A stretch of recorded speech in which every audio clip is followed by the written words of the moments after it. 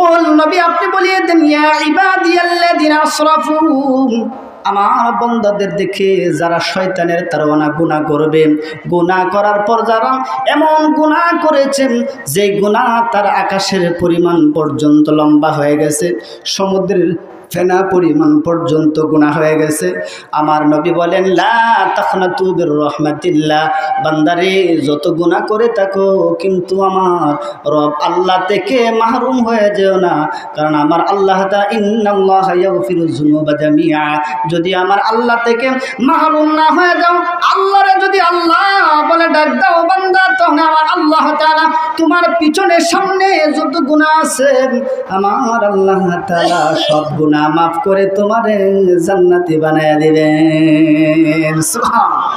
এবার আসেন এই আয়াতের নাজিলের শানে নজুল, এই আয়াতটা কেন নাজিল হলেন? এই আয়াত নাজিলের শানে নজুল হলো তিনটা। আমি একটা শানে নজুল বলবো, বলার পর এখান থেকে আমি কিছু শিক্ষা বের করে আমি আপনাদেরকে দিয়ে যাব। এক নাম্বার শানে নজুল হচ্ছে, এই আয়াতটা নাজিল হয়েছে একজন সাহাবীকে কেন্দ্র করে, সেই সাহাবীর নাম ছিলেন ওয়াহশী। ওয়াহশীকে কেন্দ্র করে ওই আয়াতটা আল্লাহ তাআলা নবীর উপর নাজিল করেছেন।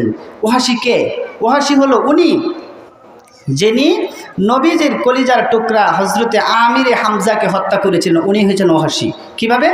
বুখারীর বর্ণনা, একটা হাদিসটা শুনেন। বুখারী থেকে রাসূল করিম সাল্লাল্লাহু আলাইহি ওয়াসাল্লামকে যখন মক্কা থেকে মদিনা হিজরত করার জন্য আল্লাহ তাআলা হুকুম করলেন, মক্কা থেকে মদিনা হিজরত করলেন, তখন নবীজি বারবার মক্কার দিকে তাকা আর বলে, আল্লাহ আমার মায়ের দেশ মক্কা নগরীতে যেতে চাই, আমাকে তুমি মক্কা নগরী পৌঁছায় দাও, আমাকে মক্কা নগরী বিজয়ের একটা ব্যবস্থা করে দাও। আল্লাহ বলছে ঠিক আছে, তোমার আর্জি আমি গ্র্যান্টেড করলাম, সফলতা দিলাম, তুমি যাও, সাহাবীদেরকে নিয়ে তুমি আগামীকালকেই চলে যাবে মক্কা বিজয়ের জন্য। ইসলামের সবচাইতে যত যুদ্ধ হয়েছে এর মধ্যে মক্কা বিজয় ছিল অন্যতম গুরুত্বপূর্ণ একটি যুদ্ধের নাম। আল্লাহর নবী মুহাম্মদুর রাসূলুল্লাহ সাল্লাল্লাহু আলাইহি ওয়াসাল্লাম যখন মদিনা থেকে মক্কার উদ্দেশ্যে রওনা হলেন, এই খবর যখন মক্কার কাফের মুশরিকরা শুনতে পেল, সঙ্গে সঙ্গে তারা মক্কার বাড়িঘর ছেড়ে স্ত্রী সন্তানাদি নিয়ে তারা মক্কা শহর ছেড়ে পালাতে শুরু করলেন। আমার আপনার নবী মুহাম্মদুর রাসূলুল্লাহ সাল্লাল্লাহু আলাইহি ওয়াসাল্লাম, আল্লাহর নবী এই দৃশ্য যখন দেখতে পেলেন, মা বোনরা ধরতেছে, গর্ভবতী মা ধরে, সন্তানাদি ধরে ধরে মক্কার ঘর বাড়ি ছেড়ে তারা পালাতে শুরু করলেন। এমন সময় আমার আপনার নবী মুহাম্মদুর রাসূলুল্লাহ খাবারের গিলাফের মধ্যে গিয়ে ধরলেন আর ডাক দিয়ে বলেন, লা ইয়াকুদু কাউমান ইয়াযকুরুনাল্লাহ, ও দুনিয়ার বানর তোমরা শুনে রাখো, লা তাখনাতু মির রাহমাতিল্লাহ, আমার আল্লাহ তাআলার ঘোষণা কি তোমরা শোনো না? আমি নবী তোমাদের বিচার করতে আমি আসি নাই, আমি নবী তোমাদেরকে ঘোষণা দিলাম, লা তাকরাবা আলাইকুমুল ইয়াউম ইযহাবা আনতুমুত তালাকা। বুখারীর বর্ণনা, বুখারী শরীফের হাদিসটা এসেছে 1494 নম্বর হাদিসের বর্ণনা। রাসূল বললেন, আমি তোমাদেরকে বিচার করতে আসি নাই, বরং তোমরা দৌড়ো না, তোমরা দৌড়াবার কোনো প্রয়োজন নাই, বরং আমি নবীকে মক্কায় থাকতে যত কষ্ট দিয়েছিলাম, আমি নবী লা তাকরাবা আলাইকুমুল ইয়াউম ইযহাবা আনতুমুত তালাকা, আমি আল্লাহর নামে কসম করে বলি, আমি নবী তোমাদের পিছনের সব অত্যাচার সব আমি নবী মাফ করে দিলাম। সুবহানাল্লাহ, জুড়ে বলি আল্লাহু আকবার।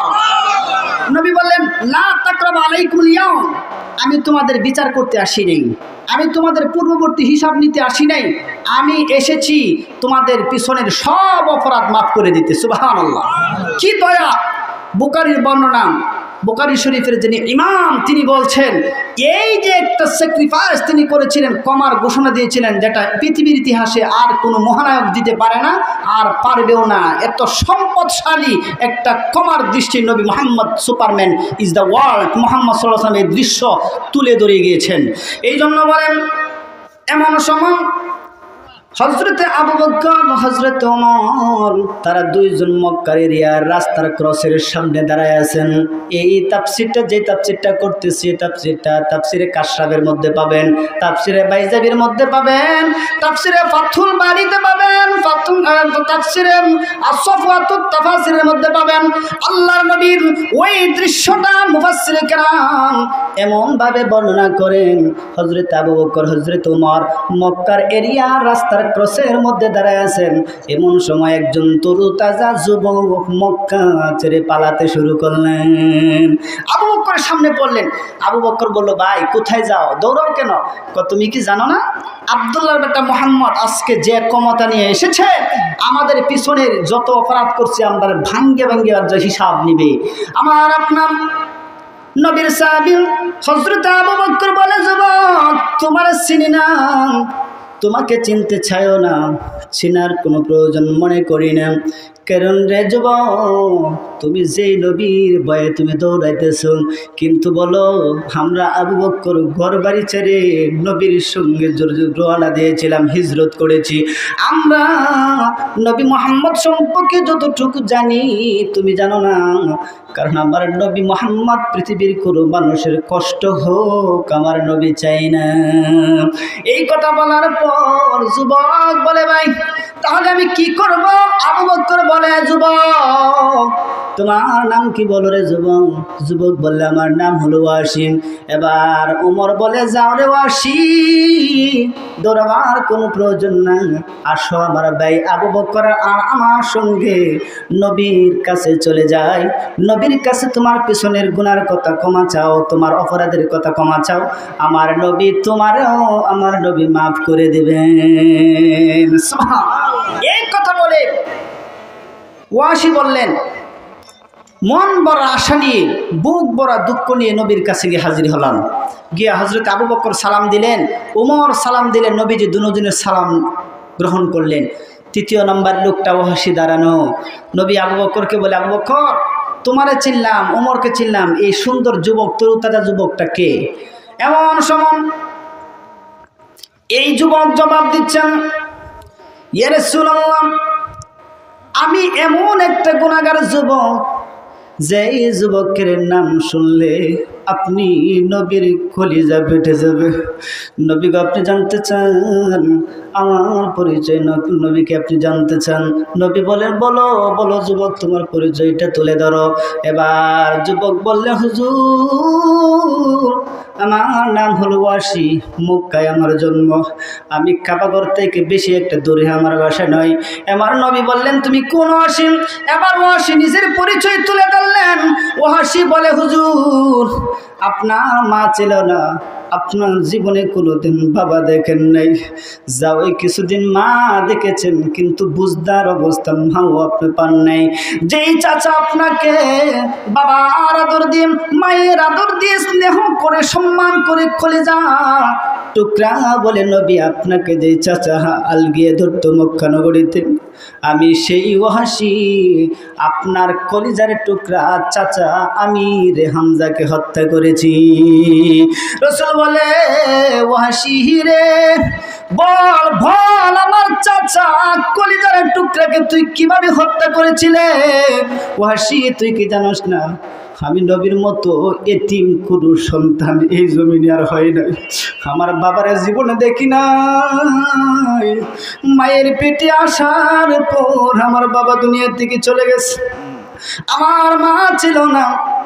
যে চাচা আমাকে বাবার আদর দিয়ে আমাকে ফেলেছে, মার স্নেহ দিয়ে যে চাচা আমাকে জীবনটা ভরা আলগিয়ে রেখেছে, বল রে ওয়াসি বল, আমার সেই চাচার কলিজাটার মধ্যে তুই কিভাবে তীর মারলে? ঘটনাটা একটু খুলে বল। এমন সময় ওয়াসি যখন বলে, হুজুর আপনার চাচা কলিজা মুবারক বরাবর যখন তীরটা মারি, তীরটা যখন আপনার চাচার কলিজার মধ্যে যখন লেগে যায়, আমার নবী ওয়াসির মুখের এই বাণী শুনে আর নবীর চোখ বেয়ে বেয়ে পানি দর দর করে পড়ে। আবু বকর কাঁদে, ওমর কাঁদে। যে ওয়াসি বর্ণনা করতেছেন, ওয়াসিও নবীর চোখের পানি দেখে কান্না ছেড়ে দিয়েছে। আমার আপনার নবী বলে ওয়াসির আমার চাচার কলিজার ভিতরে যখন তীরটা ঢুকা দিলে বল আমার চাচা কি ব্যথা পাই নাই, আমার চাচা কি কষ্ট পাই না? ওয়াসি বলে হুজুর আপনার কলিজার টুকরাম চাচার বুকের মধ্যে যখন তীরটা বিঁধে গেছে জমিনের মধ্যে পড়ে গেছে, ছটপট ছটপট করতে করতে দুনিয়া থেকে বিদায় হয়ে গেছে। আপনার চাচি হিন্দা এসে কলিজাটাকে ফেলেছেন। আমার নবী বলে ওয়াসি ওয়াসি রে আর বর্ণনা করিস না, আমি নবী সহ্য করতে পারি না, আমি নবী সহ্য করতে পারি না। ওয়াসি রে আমার চাচা কলিজার টুকরা আমির হামজার ব্যথা আমি নবী সহ্য করতে পারি না। এমন সব নবী বলেন রে ওয়াসি লা তাকরাবু আলাইকুম ইযহাব আনতুম তুলাকা ওয়া সালাসাতুল আরবা ওয়ার রুবা। ওয়াসি আমি কিছুক্ষণ আগে বলেছি 7 জন যুবক আর 3 জন মহিলাকে আমি নবী আজকের এই দিনেও ক্ষমা করব না। এর মধ্যে এক নম্বর লোক হলে রে ওয়াসি তুই ধরে আমি ক্ষমা করব না, কারণ আমি নবী এই দুঃখ সহ্য করতে পারি না। আল্লাহু আকবার। আল্লাহ নবী বলেন আমি দুঃখ সহ্য করতে পারি না, আমার চাচার ব্যথা আমি নবী মুহাম্মদ সহ্য করতে পারি না। আমারে যদি কেউ মারে কাটে বাড়ে আমার আল্লাহ সহ্য করতে পারে না, কিন্তু আমার চাচা আমির হামজার হত্যা আমি নবীও সহ্য করতে পারি না। এই বলে যখন আমার নবী কান্দে ওয়াসিও কান্দে, আবু বকরও কান্দে, ওমরও কান্দে। এমন সময় আমার নবী জিজ্ঞাসা করে ওয়াসি তুই কেন এসেছিস আমার কাছে? ওয়াসি বলে হুজুর আমাকে একটা চান্স দেন, একটা সুযোগ করে দেন, যেই তীর দিয়ে আপনার কলিজার মধ্যে আঘাত করে আপনার চাচাকে হত্যা করেছি আমি এই তীরটা এখনো ফেলে দেই নাই, আমি ওয়াসিও মরে যাই না। নবী আমার কালেমাটা পড়ে দেন, হাদিয়া কাউ বাইকা ইয়া রাসূলুল্লাহ, নবী আপনার হাতটা বানায় দেন, আমার কালেমা পড়ে মুসলমান বানায় দেন। আমার আপনার নবী বলেন ওয়াসি আমি তোকে কালেমা পড়াবো, তোর পিছনের অপরাধ আমি নবী ক্ষমা করে দিব, কিন্তু আমার ওমর যেভাবে আমার কাছে ঘন ঘন আসে, আমার আবু বকর আমার কাছে যেভাবে ঘন ঘন আসে তুমি আমার কাছে এত ঘন ঘন আসবা না, কারণ আমার বাবার ব্যথা সহ্য করতে পারি না, আমার মার ব্যথা সহ্য করতে পারি না। আর যে চাচা আমার দুনিয়ার সবচাইতে বেশি ভালোবাসছে আমির হামজার কথা তোরে দেখলে বেশি মনে হবে, কিন্তু ঈমান আনবে, কিন্তু ঘন ঘন আমার কাছে আসবে না। ওয়াসি বললেন ঠিক আছে হুজুর রাজি। এবার রাসূল বললেন তাহলে ঈমান আনো, কালেমা শাহাদা বাক্য পাঠ করো। ওয়াসি বললেন হুজুর না আমি ঈমান আনবো না, এটি ঈমানই শক্তি তাজল্য একটা আলোচনা, অল্প হোক আমি লোক বেশি চাই না, একটা লোক যদি আপনি বুঝেন আল্লাহ তাআলার কোরআন এবং হাদিসের ব্যাখ্যা বুঝেন তাহলে জীবনে সবচেয়ে বড় ফায়দা। আল্লাহ রাসূল বললেন ঈমান আনো, কিন্তু ওয়াসি বললেন হুজুর আমি ঈমান আনবো, কিন্তু আমি কিছু কথা বলতে চাই, আপনি কি শুনবেন? আল্লাহ রাসূল সাল্লাল্লাহু আলাইহি ওয়াসাল্লাম বললেন হ্যাঁ অবশ্যই শুনতে চাই।